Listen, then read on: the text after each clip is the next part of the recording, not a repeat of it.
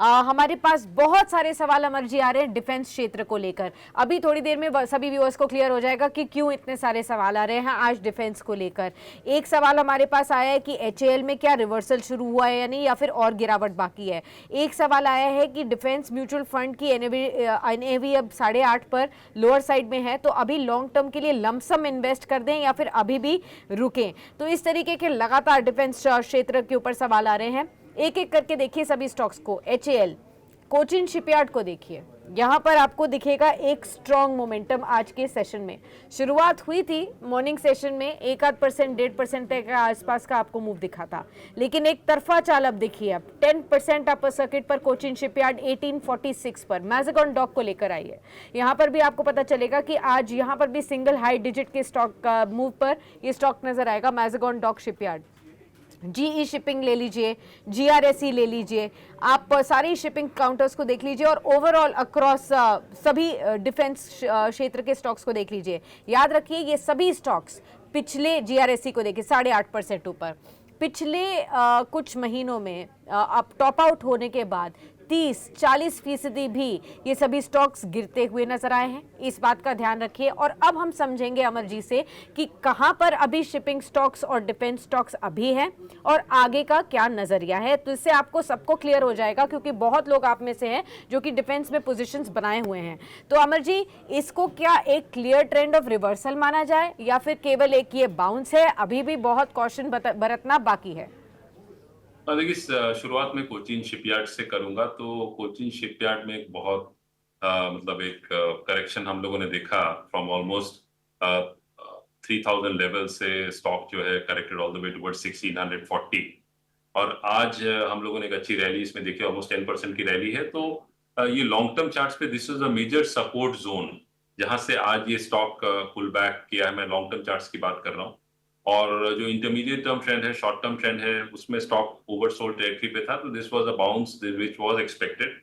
ये सस्टेन कितना करता है, that's going to be very important, because long term trend अच्छा है, लेकिन इंटरमीडिएट टर्म जो चार्ट्स हैं they point towards consolidation. So it is possible that the stock could witness some further rally towards 1950-2000 levels तक Cochin shipyard में एक rally बन सकती है यदि आज का ये हाई सस्टेन करता है। तो हालांकि आज का जो लो है वो that is very very important to watch out for. Looking at the other stocks which you mentioned, if I look at the other defense stocks, तो defense stocks में suppose भारत डायनेमिक्स में देखता हूँ। तो भारत डायनेमिक्स में भी आज एक पुल बैक देखने को मिली है, बट इसके जो चार्ट्स हैं they are comparatively weaker as compare to Cochin shipyard. तो भारत डायनेमिक्स यदि ऊपर आता भी है तो they will be selling pressure on the upside around 13, अभी इट्स अराउंड 1150, तो 1250 1300 ऑन द अपसाइड वहां एक रेजिस्टेंस इसे मिल सकता है। डाउनसाइड जो है recent support which is somewhere around 1100 odd levels, वो इसके लिए काफी क्रूशियल है। that is there for this. So any other stock you would want me to cover in the defense space? कौन और जीआरएसई को भी देख लीजिए एक बार, इनमें से कोई क्षेत्र कोई स्टॉक अगर आप कवर कर पाए। तो हाँ, गार्डन रीच शिप बिल्डर्स को मैं यदि देखूं, तो गार्डन जो शिप बिल्डर्स है, गार्डन रीच शिप बिल्डर्स, इसका भी pattern similar to Cochin Shipyard है, and that also is very close to support levels.